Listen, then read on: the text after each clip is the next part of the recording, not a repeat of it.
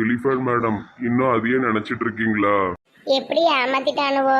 நீ மட்டும் வரலனா என்னுடைய கஷ்டப்பட்டு சேர்த்த நகைலாம் போயிருக்கும். அதை நினைச்சாலே எனக்கு பயமா இருக்கு. என்னையும் கொண்டிருப்பானுவ. ஃபர்ஸ்ட் யாரையும் நம்புறதை விடுங்க. பணக்காரனுடனே எதுக்கு வாயை பிழைக்கீங்க? அதுவும் கரெக்டு தான். எந்த காட்டு பயலுவளோ வந்தானுவ, அவனை வீட்டுக்குள்ள விட்டது ரொம்ப பெரிய தப்பு. அவன் பணக்காரங்கிறதுக்கு எந்த ஒரு சாட்சியுமே கிடையாது. அதான் நான் வந்துட்டேன்ல, விடுங்க. 2 நாளா நீ எங்க போயிருந்த?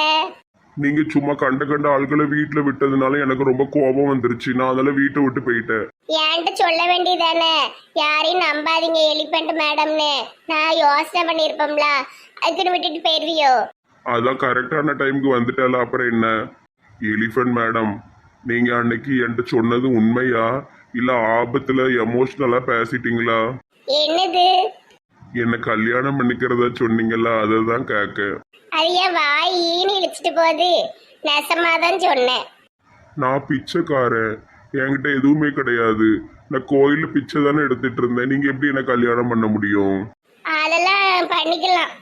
என்னைய பண்ணிட்டீங்கன்னா நீனும் பணக்காரன் ஆயிருவல்ல. என்னைய வந்து உன்னை விட யாரும் நல்லா பார்த்துக்கிடுவாங்க. நிஜமாலுமா எலிஃபண்ட் மேடம்? ஆமா, ஆனா ஒரு கண்டிஷன். பெருசா அப்படின்ட்டு ரொம்ப ஓவராலா ஆடுனா விரட்டி விட்டுருவேனே. ஆமா, இதே மாதிரி இருந்துக்கிடணும்.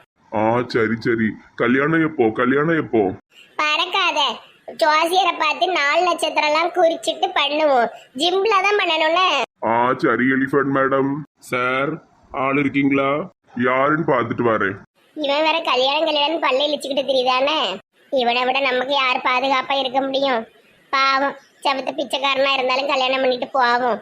நம்ம விரும்பங்களை விட நம்மள விரும்பினவங்கள கல்யாணம் பண்ணா வாழ்க்கை நல்லா இருக்கும். என்ன பாலமுருகன், இங்க வந்திருக்கீங்க? என்னாச்சு சார்? நைட்டு போனீங்க, 2 நாள் ஆளை காணோம். பானுமதிக்கு ஒரு மிகப்பெரிய ஆபத்து இருந்தது, நான் தான் காப்பாத்தினேன். மாப்பிள்ளையே வந்தவங்க 2 பேருமே ஃப்ராடுங்க. அந்த லேடி எப்படியும் போட்டோம், நீங்க வீட்டுக்கு வாங்க. பாலமுருகன், உங்களுக்கு ஒரு விஷயம் தெரியுமா? பானுமதி நான் பிச்சைக்காரன் தெரிஞ்சுமே என்னை கல்யாணம் பண்ணிக்கிறதா என்கிட்ட ப்ரொபோஸ் பண்ணிட்டாங்க. என்ன சொல்றீங்க சார்? அந்த பொம்பளை அப்படிலாம் பண்றதுக்கு வாய்ப்பே இல்லையே.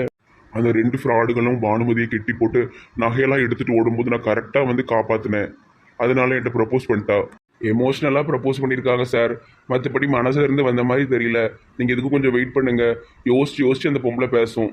இன்னைக்கு கூட கேட்டேன், இல்ல நிஜமாதான், உன்னை தவிர என்னை யாருமே நல்லா பாத்துக்க மாட்டாங்கன்னு சொன்னான். எக்காரணத்தை கொண்டும் நீங்க பெரிய பணக்காரங்கிறத இப்போதைக்கு சொல்லிடவே செய்யாதீங்க சார். ஒரு 10 நாள் பாருங்க. இதே மனநிலையோட அவங்க இருந்தாங்க அப்படின்னா நீங்க வந்து அவங்கள கல்யாணம் பண்ணிட்டு அதுக்கப்புறமா உண்மையை சொல்லுங்க. தயவு செஞ்சு அதுக்கு முன்னாடி உளறிடாதீங்க. இல்ல பாலமுருகன், நான் ஒரு பிச்சைக்காரனா இருக்கேன்னு தெரிஞ்சுதான் அவ என்னை ஏத்துக்கணும். நான் பணக்காரன் தெரிஞ்சு அவ என்னை ஏத்துக்கணும், நான் வந்த முதல் நாளே உண்மையை சொல்லியிருப்பேனே. சரி சார், ஆல் தி பெஸ்ட். எப்படியோ நீங்க நினைச்ச காரியம் 3/4 நிறைவேறிட்டு. ஆமா பாலமுருகன். பிசினஸ் வழக்கம்போல நீங்களே கொஞ்சம் பாத்துக்கிடுங்க. சரி சார், மறுபடியும் ஏமாந்துடாதீங்க சார். உங்களை நினைச்சாதான் எனக்கு கவலையா இருக்கு. இல்ல பாலமுருகன், இந்த முறை ஏமாற மாட்டேன். உண்மையிலேயே மனசாரதா பானு என்கிட்ட லவ் சொன்னான். சரி சார், ரொம்ப நேரம் நான் வந்து பேசிக்கிட்டு இருக்கேன். அவங்களுக்கு சந்தேகப்படுவாங்க. கேமரால பாத்துட போறாங்க, நான் வாரேன். கேமரா தான் இல்லையே இங்க. பிச்சை யாரு அது? ஏதோ விக்கிறதுக்கு வந்திருக்கான். நான் வேண்டான்னு விரட்டி விட்டேன். சாப்பிடுற பொருளா? இல்ல ஏதோ சோப்புன்னு நினைக்கேன். சரி. பிச்சு மணி, இது வரைக்கும் பிச்சை எடுத்த காசு எதுவும் சேர்த்து வச்சிருக்கியா? என்கிட்ட ஒண்ணுமே கிடையாது எலிஃபண்ட் மேடம். நான் ஒரு அனாதை பிச்சைக்காரன். அப்படிலாம் நீ சொல்லாதண்ணே. நான் இருக்கம்ல உனக்கு. அனாதையும் சொல்லாண்டா, பிச்சைக்காரனும் சொல்லாண்டா. நான் உன்னைய பாத்துக்கிறேன், சரியா? வேலை கூட போக வேண்டாம். நான் உனக்கு ஏதாவது கடை வச்சு தாரேன். நம்ம சீக்கிரம் கல்யாணம் பண்ணிக்கிடும். சரி எலிஃபண்ட் மேடம். கேட்டி, உனக்கு ஏபிசிடி தெரியுமா? சொல்லு, ஏபிசிடி. இவன் என்ன எப்ப பார்த்தாலும் கத்திட்டு நடக்கா கிறுக்கு. என்ன என் பிள்ளைய தொந்தரவு பண்ணாதீங்கனே. அம்மா, அப்பா எங்க? ஐயோ என் பிள்ளை அப்பாவை கேட்காளே. நான் எப்படி உண்மையை சொல்லுவேன்? ஐயோ. ஏட்டி, உனக்கு இப்ப எத்தனை வயசுலதான் நிக்க? அதையாவது சொல்லு. சரியா போச்சு, போ. ஏபிசிடி சொல்லு. ஏ பி சி. இவர் என்ன பண்ணிட்டு இருக்காரு? நான் தரிசனிக்கு ஏபிசிடி சொல்லி கொடுக்க. பேசாம இருங்க, தேவையில்லாத வேலையை பார்த்துக்கிட்டு இருக்காரு. ஆமா, மது எங்க? 2 நாளா காணோம். இன்னும் அவங்க வீட்டுல போய் உட்காந்துக்கிட்டு இருக்கா? எல்லாம் அவன் பொண்டாட்டி எங்க? அம்மா வீட்டுல போய் ஒரே உட்காந்துக்கிட்டா. வர சொல்லு. அவ வரமாட்டா. குழந்தை பிறக்கிற வரைக்கும் அங்கதான் இருக்க போறா. என்ன விளையாடுதியா? யார கேட்டாங்க விட்ட? இங்க ஒரே கூச்சலும் குழப்பமா இருக்கு. இங்க இருந்து அவன் மன நிம்மதி கெட்டு போயிரும். இன்னும் 4 மாசம் தான் இருக்கு. ரொம்ப டைம் இல்ல. அது வரைக்கும் அவ சந்தோஷமா இருக்கணும். அதுக்கு என்னை மாதிரி யார் பாத்துப்பா? இங்க இரு. நம்ம கிட்ட நிறைய பணம் இருக்குங்கிறதுனால நீ நல்லா பாத்துக்கிறது அர்த்தம் கிடையாது. அவங்க அம்மா நல்லா பாத்துக்கிடும். நான் இப்பவே அவளை போய் கூட்டு வர போறேன். சும்மா இருமா. தேவையில்லாம பண்ணிக்கிட்டு இருக்காத. தரிசனிக்கு தான் சரியாக நிறைய டைம் ஆகும். ஆனா மதுவுக்கு ரொம்ப டைம் இல்ல. இருக்கிற 4 மாசம் அவன் நிம்மதியா இருக்கணும். அவளை தொந்தரவு பண்ணாத சொல்லிட்டேன். இந்த வீட்ல எல்லாம் அவங்க இஷ்டத்துக்கு தான் பண்றாங்க. சரி.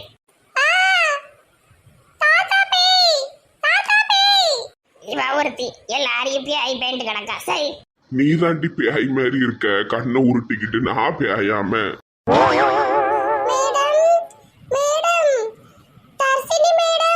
என்ன உமா, என்ன விஷயம்?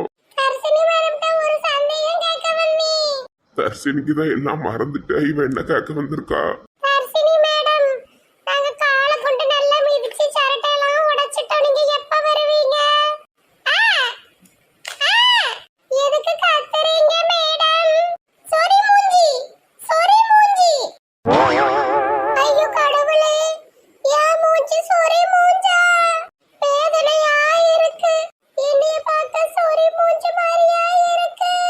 ஏட்டி அவளுக்கு எல்லாம் மறந்துட்டுட்டி. நீ வேற வந்து கூட்டைய குழப்பாதட்டி. ஏன் அவளை சொறி மூஞ்சின்னு சொன்ன? பாட்டிக்கு இருக்கு. பாபுவை நினைச்சு நினைச்சு எனக்கு ரொம்ப மனவேதனையா இருக்கு. பாபு ரொம்ப பாவம். இப்படி ஒரு மென்டல் ஒய்ஃபோட அவன் வாழ்க்கை என்னத்துக்கு ஆகும்? ஏதாவது ஒரு வழி பண்ணணும். என்கிட்ட ஒர்க் பண்ற பாபு வாழ்க்கையை நான் தான் நல்லபடியா மாத்தி கொடுக்கணும். இப்பவே பாபு வீட்டுக்கு போறேன். அவ ஒய்ஃபுக்கு ஒரு முடிவு கட்டுறேன். பாபுக்கு ஒரு விடுதலை கொடுக்க போறேன். பாபு மனசா இன்னைக்கும் உங்களுக்கு லீவா? இன்னைக்கு எம்டிஏ வரலட்டி. ஆஃபீஸும் திறக்கல. நானும் நல்ல போடா போச்சுன்னு வீட்டிலே உட்காந்துக்கிட்டேன். சும்மாவே சுந்தரி லீவ் எடுப்பா. இப்போ அவளுக்கு கேட்கவே வேண்டாம், கொண்டாட்டமா இருக்கும். மது ஜூஸ் கொண்டு வரட்டாட்டி குடிக்கியா? இப்பதான் அண்ணி குடிச்சேன். 10 நிமிஷத்துக்கு ஒருக்க ஜூஸ் எடுத்து குடிச்சுக்கிட்டே இரு, அப்பதான் நல்லது பத்துக்க. ஐயோ வாந்தி வரும். மது நல்ல வாக்கிங் போமா, சரியா? சரி அண்ணே. மது வீட்டுக்கு வந்தது நல்லா ஜாலியா இருக்கலாம். வீடே நிறைஞ்ச மாதிரி இருக்கு. வீடெல்லாம் நிறைஞ்ச மாதிரி தான் இருக்கு. ஆனா நீ தான் வீட்டுல இருக்கிறதே கிடையாது.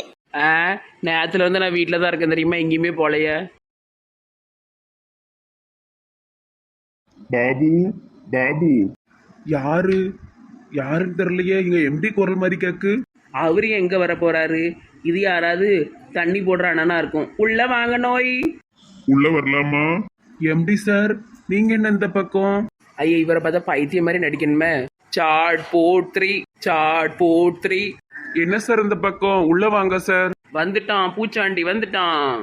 பாபு, உங்களை நினைச்சா எனக்கு ரொம்ப கஷ்டமா இருக்கு. ஏன் சார்? எப்படி இந்த பைத்தியக்காரியோட வாழ்றீங்க? அது சரியாயிரும், கொஞ்ச நாளையில சரியாயிரும். இப்படி வீட்டுக்குள்ள வச்சிருந்தா எப்படி சரியாகும்? ஆமா மாமா, எனக்கு சாக்லேட் வேணும். இவளை எங்க கூட்டு போறாரு இவரு? பரவாயில்ல, எம்டி பேக்கரிக்கு கூட்டு போய் பண்டை வாங்கி தர போறாரு. சித்தி, என்ன இவரு திடீர்னு வந்து இவளை கூட்டு போறாரு? என்னன்னு போய் பாப்போம். ஏம்மா பொண்ணு, நீ இருக்க வேண்டிய இடம் இது இல்ல. வா என் கூட. வாங்க மாமா, பேக்கரிக்கு போய் பண்டை வாங்கி சாப்பிடுவோம். எங்க கூட்டிட்டு போனா அந்த மெண்டலும் போகுது. அம்மாடி, நீ இருக்க வேண்டிய இடமே வேற. வா, நான் உன்னை அங்க போய் சேர்த்து விடுவேன். ஐயோ, பைத்தியக்கார ஆஸ்பத்திரிக்கு கூட்டு போறாரு. எந்த இடம்னு சொல்லுங்க மாமா.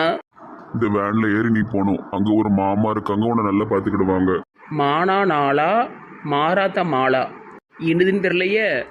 எம்டி மாமா இதுல என்ன எழுதியிருக்கு? மனநல மருத்துவமனையில உன்னை சேர்க்க போதுமா? என்ன சொல்லுதீங்க? பாபு மற்றும் ஃபேமிலி நல்லா கேட்டுக்கிடுங்க. இந்த பொண்ணுங்க வச்சிருக்கிறது வேஸ்ட். முறையான சிகிச்சை அளிக்கணும். ஐயோ எம்டி சார், அதெல்லாம் ஒன்றும் வேண்டாம். சும்மா இருங்க பாபு. உங்களை நினைச்சாலே எனக்கு ரொம்ப வேதனையா இருக்கு. ஒரு மென்டல் ஒய்ஃபை வச்சுக்கிட்டு ஆபீஸ்ல அதனாலதான் உங்களால கவனம் செலுத்த முடியல. அதனாலதான் எல்லா ஃபைலையும் தப்பு தப்பா முடிச்சு வைக்கீங்க. இனிமே ஒழுங்கா வேலையெல்லாம் பண்ணுவேன் சார், அவளை விட்டுருங்க. நோ, இவங்க உங்க கூட இருக்கக்கூடாது. இவங்களை 1 வருஷம் நம்ம அனுப்பிடுவோம். அதுக்கப்புறம் இவங்க சரியாகி வரட்டும். 1 வருஷம் மென்டல் ஆஸ்பத்திரிக்கு போகணுமா? அப்போ நிஜமாவே நான் மென்டல் ஆயிருவேனே. ஐயோ சார், இது எங்க குடும்ப பிரச்சனை, நாங்க பாத்துக்கிட்டது, நீங்க அவளை விடுங்க சார். எங்க அண்ணி பாவம். நோ, கன்சீவ் ஆன பொண்ணு வேற இருக்காங்க. இந்த பொம்பளை ஏதாவது பண்ணிட்டா என்ன செய்ய முடியும்? ரொம்ப ரிஸ்க் எடுக்கீங்களே பாபு ஃபேமிலி. சார் அவ சரியாயிருவா சார், அவர் கொஞ்ச நாள்ல சரியாயிருவா. சரியாயிருவா சரியாயிருவா இப்படி சரியாயிருவா. ட்ரீட்மெண்ட் கொடுக்கணும். அம்மா வா போலாம், நான் உனக்கு நிறைய பண்டம் வாங்கி தரேன். போயா போயா போயா போயா கோமாளி மூஞ்சி. ஏமா நில்லு. ஆ இவன் பண்ணு பிரெட் வாங்கிட்டு நாங்கள் வாயை பிளந்துட்டு போவோம். ஆளு மூஞ்சி பாரு, ஓடு நெட்டவெளி ஓடிரு. ஏமா நில்லு.